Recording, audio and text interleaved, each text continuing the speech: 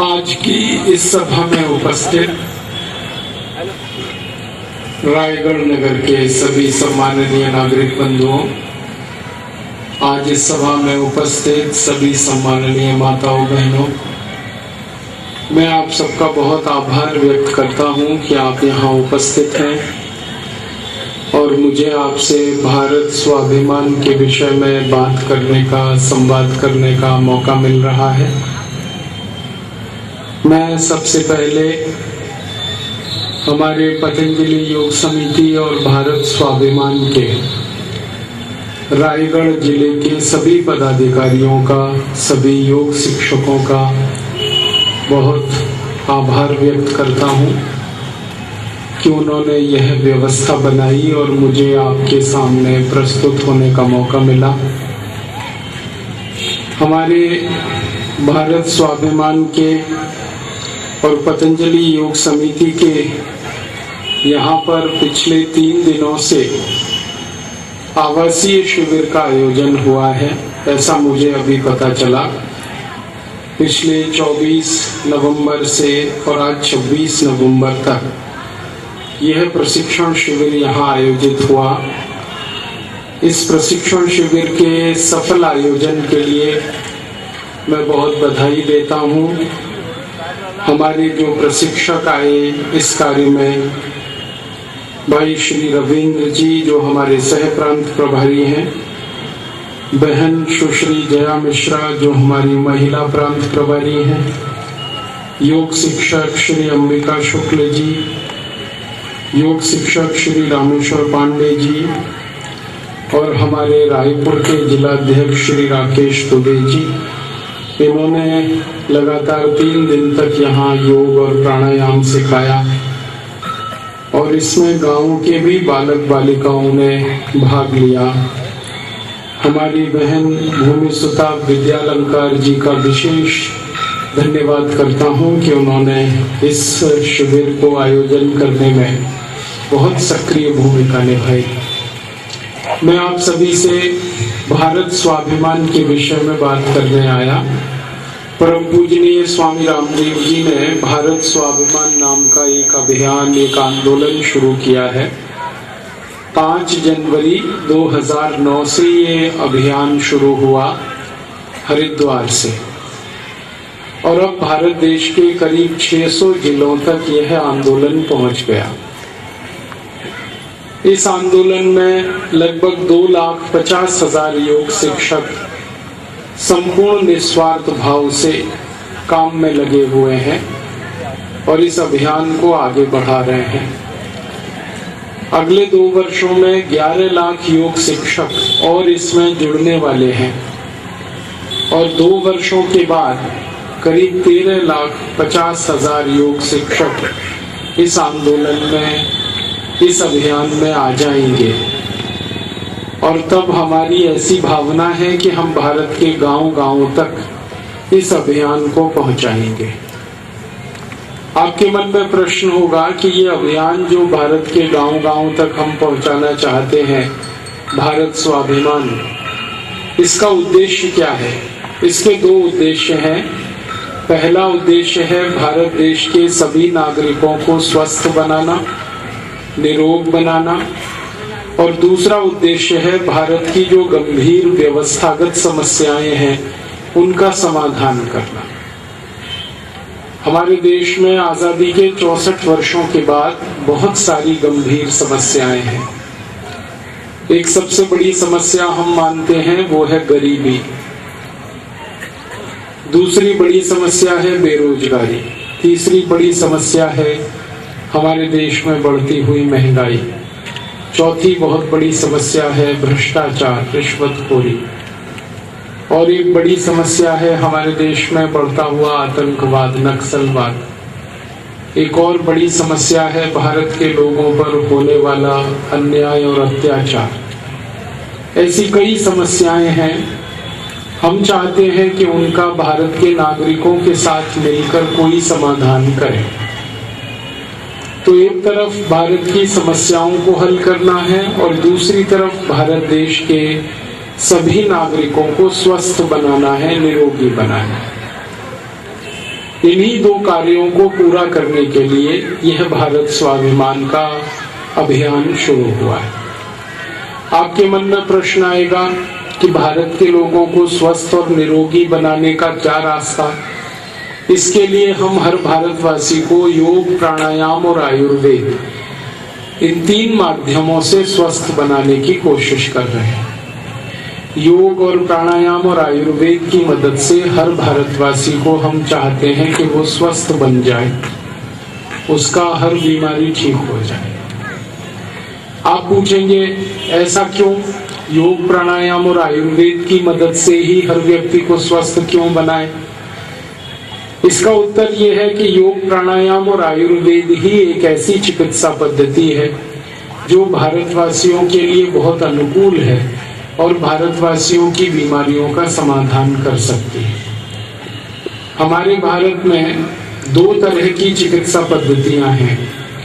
एक तो विदेशी चिकित्सा पद्धति है जिसको हम एलोपैथी कहते हैं, अंग्रेजी चिकित्सा कहते हैं, और दूसरी ये हमारी स्वदेशी चिकित्सा है जिसको हम आयुर्वेद और इसका सहयोगी योग, प्राणायाम, इन दोनों चिकित्सा पद्धतियों का हम पिछले आजादी के 64 वर्षों से देख रहे हैं, समझ रहे हैं, अभ्यास कर रहे हैं कि कौन सी चिकित्सा पद्धति ज्यादा उपयुक्त है। एलोपैथी चिकित्सा में किसी भी व्यक्ति के इलाज के लिए बहुत सारे पैसे खर्च होते हैं। एलोपैथी चिकित्सा में किसी भी व्यक्ति का इलाज किया जाता है तो जो दवाएं खिलाई जाती हैं उसके दुष्परिणाम बहुत होते हैं जिनको हम साइड इफेक्ट्स कहते हैं। एलोपैथी चिकित्सा में किसी भी इलाज का संपूर्ण समाधान नहीं होता। कोई भी बीमारी ऐसी नहीं है जो जड़ से ठीक हो जाए। और एलोपैथी चिकित्सा में आजकल डायग्नोस्टिक टेस्ट का इतना बड़ा बोलबाला हो गया है कि गरीब आदमी के लिए अब ये संभव नहीं रह गया। हमारे भारत में एलोपैथी चिकित्सा को आगे बढ़ाने के लिए सरकार ने 64 वर्षों में लाखों करोड़ों रुपए खर्च किए हैं, लेकिन ये चिकित्सा किसी भी व्यक्ति का, एक भी भारतवासी का संपूर्ण निरोगी बनाने में समर्थ नहीं हो पाई। हमारे भारत देश में एलोपैथी चिकित्सा के काम में लगे हुए 18 लाख डॉक्टर्स हैं, 36,000 हॉस्पिटल्स हैं, 2 लाख प्राइमरी हेल्थ सेंटर और कम्युनिटी हेल्थ सेंटर हैं और करीब 84,000 दवाएं इस देश में बेची जाती हैं। और इन 84,000 दवाओं को बनाने वाली करीब 23,000 कंपनियां हैं और लाखों करोड़ों रुपए का खर्चा है।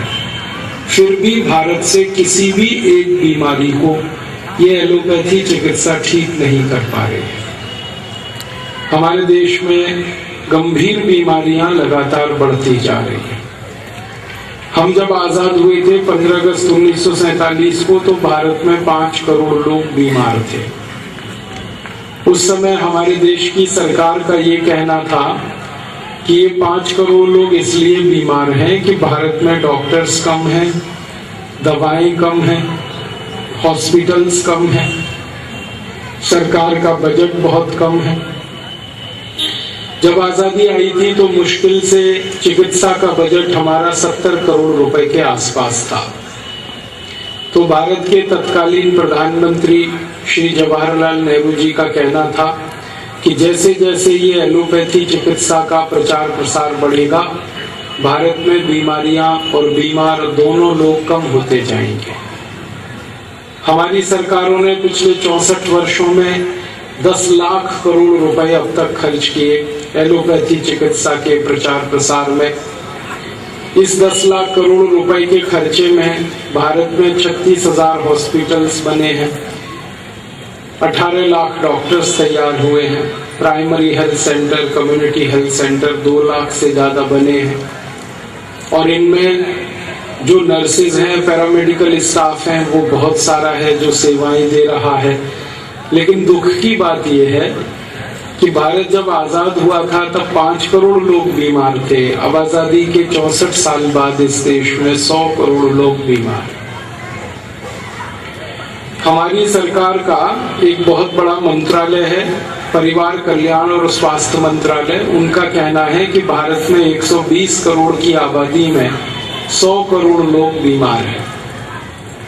और सरकार के इसके आंकड़े हैं, जैसे 5 करोड़ 70 लाख लोगों को भारत में डायबिटीज है, 4 करोड़ 80 लाख लोगों को हृदय रोग है, 8 करोड़ भारतवासियों को कैंसर है, 12 करोड़ भारतवासियों को आंखों के भिन्न भिन्न रोग हैं, 14 करोड़ भारतवासियों को दमा, अस्थमा और ट्यूबरकुलोसिस है, 17 करोड़ भारतवासियों को गठिया का रोग है, संधिवात है, और 20 करोड़ भारतवासियों को हाई ब्लड प्रेशर और लो ब्लड प्रेशर है।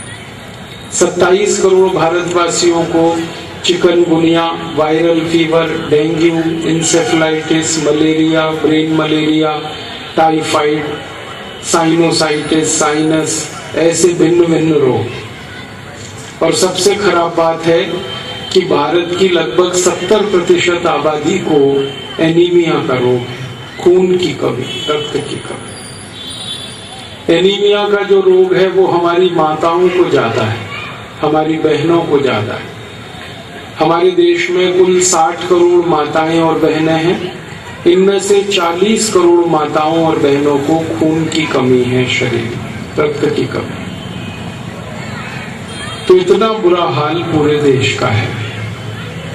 और ये हाल आजादी के 64 वर्षों में है, जबकि सरकार ने पिछले 64 वर्षों में 10 लाख करोड़ रुपए से ज्यादा खर्च कर दिया है चिकित्सा के लिए और स्वास्थ्य के लिए। तब इतना बुरा हाल देश का है। आपके मन में प्रश्न आएगा कि आखिर सरकार ने इतना सारा पैसा खर्च किया है चिकित्सा और स्वास्थ्य पर पिछले 64 वर्षों में, तो बीमारियां कम क्यों नहीं हो रही? हर साल नई नई बीमारियां क्यों बढ़ रही हैं? तो इसका उत्तर है कि हमारे देश की सरकार ने ये जो पैसा खर्च किया 10 लाख करोड़, ये सारा का सारा पैसा एलोपैथी और विदेशी चिकित्सा पद्धति पर खर्च किया। और एलोपैथी चिकित्सा में सबसे ज्यादा सरकार ने दवाओं का उत्पादन बढ़ाया इस देश में। आजादी मिलने के समय में इस देश में 70 दवाएं बनती थी, अब 84,000 दवाएं बन रही हैं। Aspirin, Disprin, Novalgin, analgin, paracetamol, streptomycin, Terramycin, Baralgan, butazone, oxyphen, butazone, clioquinol, ranitidine, diclofenac, ऐसी 84,000 दवाएं बन रही हैं। पहले सिर्फ 70 दवाएं बनती थी, अब 84,000 बन रही हैं। और समस्या इन दवाओं से शुरू होती है। क्या कि ये जो दवाएं बन रही हैं हमारे देश में और हमें खिलाई जा रही हैं, ये दवाएं हमें और ज्यादा बीमार बना रही हैं। आप बोलेंगे क्यों? क्योंकि इन सभी दवाओं के शरीर पर भयंकर नुकसान हो रहे हैं। इन दवाओं के हमारे शरीर पर सैकड़ों तरह के नुकसान हो रहे हैं। मैं आपको कुछ नाम से बताऊं। Aspirin, Disprin, Novalgin, analgin, Aspro, Ecosprin, ऐसी हजारों दवाएं हैं जिनको भारत में एनाल्जेसिक मेडिसिन कहा जाता है। एनाल्जेसिक मेडिसिन के बारे में समझने के लिए आप समझिए, दर्द निवारक दवाएं जो दर्द को थोड़ा कम करती है। एस्पिरिन आपके दर्द को कम करती है, डिस्पिरिन दर्द को कम करती है, और इस तरह की हजारों दवाएं हैं। ये सारी दवाएं जो हम दर्द निवारक या दर्द को कम करने के लिए खाते हैं, ये सब हमारे किडनी को खराब करती है, हमारे गुर्दों को खराब करती है। अगर आप लगातार इन दवाओं को खा रहे हैं तो आपके दोनों गुर्दे बेकार हो जाएंगे, ये पक्की बात है। इन दवाओं के कारण हमारे देश के लाखों लोग दुखी हैं। पहले उन्होंने ये दवाएं खाई दर्द मिटाने के लिए, अब इन दवाओं ने उनके गुर्दों को हमेशा के लिए खत्म कर दिया। समस्या अब ये है कि गुर्दे खराब हो जाएं तो उनका इलाज नहीं है एलोपैथी। एकमात्र इलाज है और वो है कि नए गुर्दे लगाओ। और नया गुर्दा लगाना किसी गरीब के बस में नहीं है, क्योंकि 3.5 लाख रुपए में एक नया गुर्दा लगता है, 7 लाख में 2 नए गुर्दे लगते हैं।